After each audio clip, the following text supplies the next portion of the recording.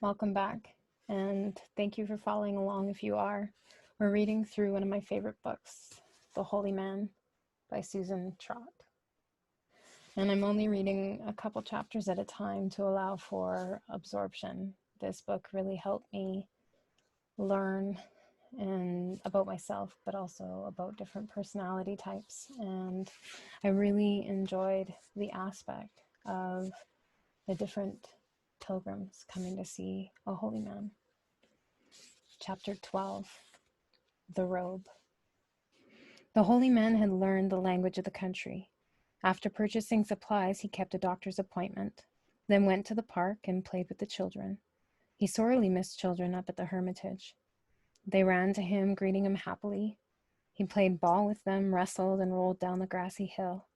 They played hide and seek among the many tentacled banyan trees, then enjoyed a long, silent period in which they sat together listening to each other breathe.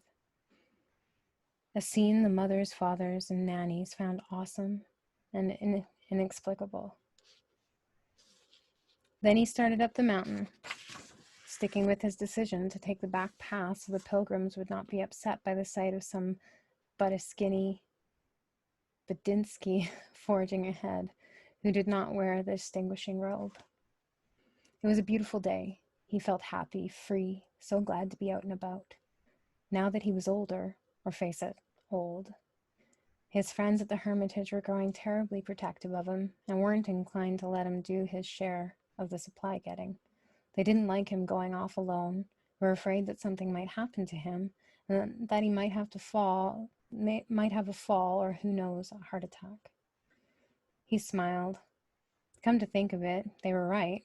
Something had happened to him. He'd been knocked unconscious and stripped of his robe. Now his friends would be impossible in their concern, and yet they knew as well as he himself that one could live with fear or one wasn't living at all, and worry was beneath contempt. What a waste of reason. It was up to him, not them, to look out for himself, not to fall, to step carefully, pick up his feet, be attentive. What happened this morning was his fault because he hadn't given up the robe. He walked through the woods of cluttering leaves, as he called it, which was mostly ginkgo trees.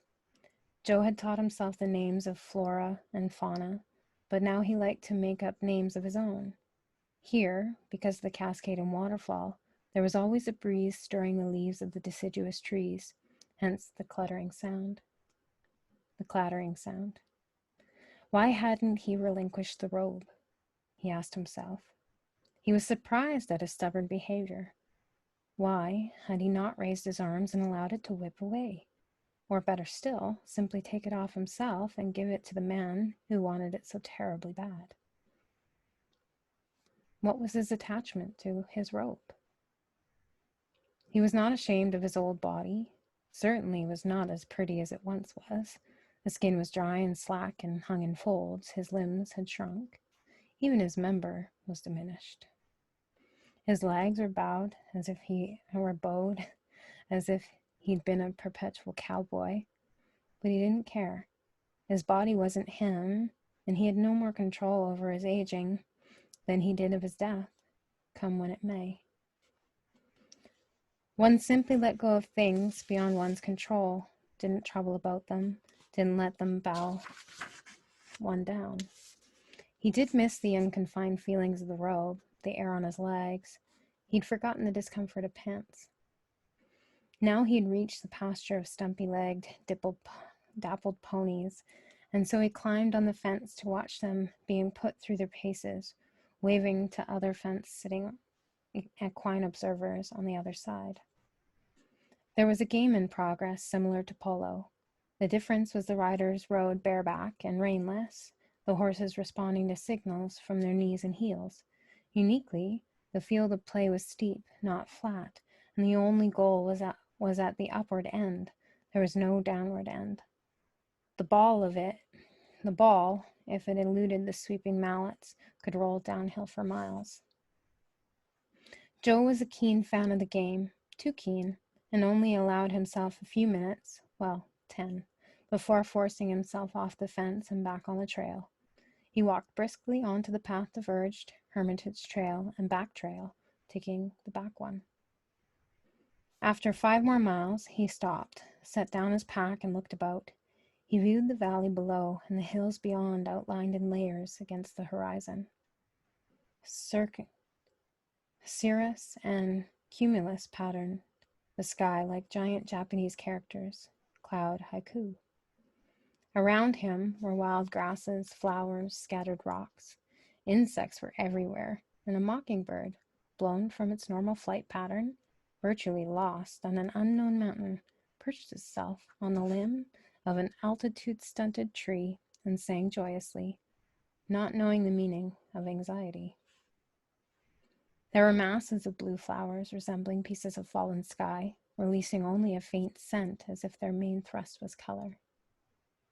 He leaned down to one of the ubiquitous springs and drank deeply. Then he plucked a yellow apple from his pack and thanked nature in the hands of men and women for providing it before biting into it. It was a good apple. He lay back, enjoying the warm sun on his skin. He was glad that the many people who came to see him were experiencing this too. Most of them probably never had climbed a mountain or slept under the stars. He wished everyone in the world could have such a celestial vacation, get back in touch with earth and sky. He watched a raven and a red-tailed hawk soar in tandem, performing sensational aerial stunts as if to challenge the other's winged skill. Joe was unable to judge the winner, never having flown himself. He lost the flight masters in the sun, closed his eyes, and reflected some more on the question of the begrudged robe, his not relinquishing it. But it no longer interested him. What was done was done. And good had come of it. If the famous man hadn't struck him down, the point man wouldn't have come to his understanding of how to be. And probably, right about now, the famous man, wending his way downhill in his jockey shorts, was coming to an understanding too. Chapter 13. Punishment. The famous man left the town and bounded up the mountain. He was in good shape, a tennis player and jogger. Still, by mile 5, he quit bounding and walked. After all, no one was watching. He hit a good stride, and when he began passing the pilgrims in their camps, he still walked vigorously, but only because he was forcing himself. The last 2 miles were the steepest, and he would have dearly loved to stop and catch his breath, maybe even sit down for a while, but he didn't want to have to talk to anyone, so he pressed on.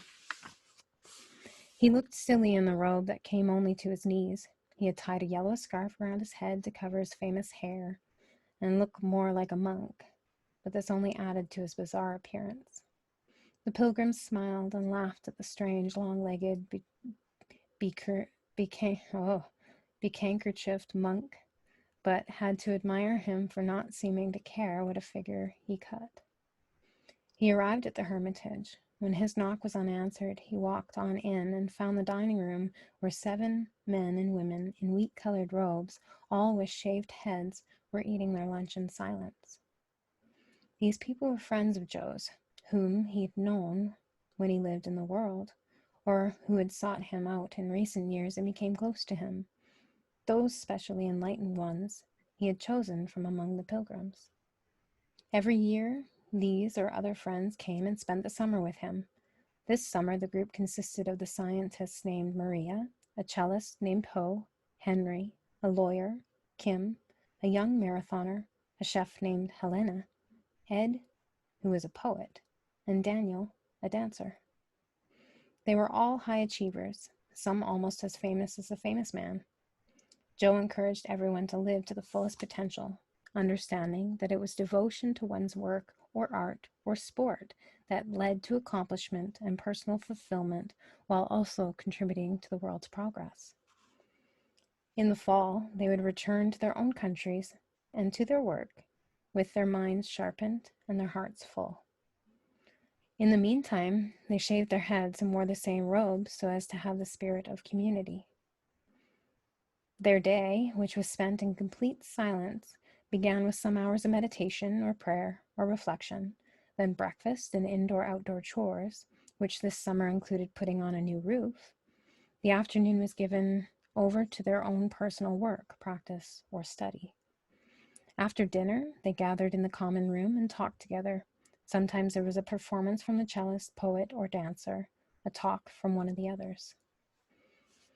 That is who they were, but the famous man were 7 humble, bald monks, whom he imagined were there in residence only to see the needs of the holy man. They might have been the 7 dwarves, for all he cared. He mistook their grave, horrified looks for astonishment at his uncelebrated appearance in their midst. "Yes, it's me," he said, removing the scarf to expose his glorious hair. "You can believe your eyes, folks. You're not seeing things. I know it's pretty amazing. Yes, I walked up the mountain, all by myself." "What?" They were pointing at him, and he accordingly looked down at himself. "The robe? You're wondering about the robe? Well, you see. Do you speak English, by the way?" All of them nodded. They were all beginning to get to their feet. "Well, please don't get up. Actually, I wouldn't mind sitting down with you. I could use something to eat and drink myself." He coughed, as if to demonstrate the dryness of his throat. One of them put his hands on the robe. "Oh yes, the robe. You see, I had to get right up here to see the holy man, and because there's absolutely no way to get a hold of him, I did the only thing I could, which was to take the robe from your little friend down in the town that allowed me free passage up the trail." The monks were aghast. "No harm done, I assure you. The holy man will understand when I explain, if you'll only let me see him. My time is damn precious." The famous man was beginning to lose patience with the mute, inhospitable monks. "Don't you guys ever say anything? What do you want? The robe? You want the robe off my body? Okay, take it easy. No problem." Unlike Joe, the famous man was not adverse to lifting his arms to the air, although he did have a momentary flash of feeling under arrest. "Have you got something else I can put on? I'd really like something to wear when I see the holy man. Don't tell me one of you guys is the holy man." They began to physically herd him down the hall to the front door. The words "bum rush" came to mind. "Wait a minute. This is the door I came in by. I didn't come all the way up here to be treated like this, and on top of it all, not even see the holy man or get a bite to eat." He couldn't help but add, "Do you know who I am? Maybe you didn't recognize me after all." They looked so angry with him that he decided not to pursue the topic of his identity. It was hard to have a rational discussion with folks who remained silent and glowering, but their obvious enmity made him nervous. Now words like mob mentality came to mind. He saw all the stones littered around the front yard, and it occurred to him that if one monk cast a stone at him, all the others would follow suit. If only he could talk to the man in charge. "Holy man," he started calling loudly in his famous voice that his mellifluous, mellifluous? Oh goodness, even in its shouting form. "Hello? I'm here. Your crummy minions are preventing me from seeing you." The monk who had the robe held it up in the air at the level it would be where Joe inside of it. "You're not trying to tell me it's the holy man's robe, are you?" "No. Oh no. Say it ain't so. If it is so, I'll kill myself." They closed the door in his face, as if to say that sounded like a good idea to them. "I'm the biggest jerk that ever walked the face of the earth," the man thought. "I'll never be able to look at myself in the mirror, let alone stand up in front of the cameras." It had only taken him a minute to go from wanting to kill himself to vowing to not look in the mirror so much. He did not think of the holy man and his side of it during his stumbling descent past the pilgrims. He thought only of himself and his embarrassment, which was perhaps natural with all the laughter and the hooting. He realized that after the pilgrims had enjoyed their belly laughs, they would animatedly discuss his buoyant ascent and cowed descent, and put together the story of the stolen robe, since he had returned so soon from the hermitage dressed only in his underpants. Then the whole world would learn the story, if the world hadn't already learned the worst of it from the fired point man. He would have to go into hiding until it blew over, but it would never blow over. He would have to change his identity. He'd have to give up everything. It seemed awfully harsh punishment for one stupid impulsive act that it should get him in hot water with 7 monks and expose him, literally, to 1,000 people, and end by him having to wipe himself off the face of the earth.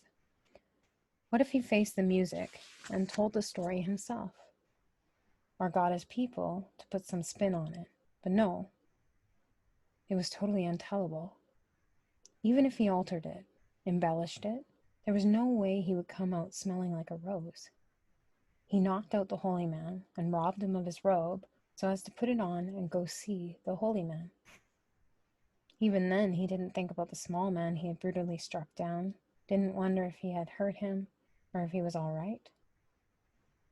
It was enough, more than he could handle, to wonder what the world was going to think of him. He would have to disappear. The quicker, the better. During the long, disconsolate return to town, his inflations seeped away, like a pinprick releasing air from a very large balloon. He saw that his behavior had become callous in the extreme, and his attack on the monk that morning was not unusual for him, and that, had it not been the holy man, he wouldn't have thought twice about it, let alone consider going into hiding because of it. He tried to think back to when his heartlessness had begun. Thank you for watching, and as with all of them, if you have any comments, please drop them below. Ultimately, I am just sharing this because it opened my eyes to a lot of personality traits and different ways of being for not only myself, but also the people around me and the people that I've come in contact before. It brought on a understanding. So if you want to, please go pick up The Holy Man by Susan Trott and read along. Thank you. Take care. Much love.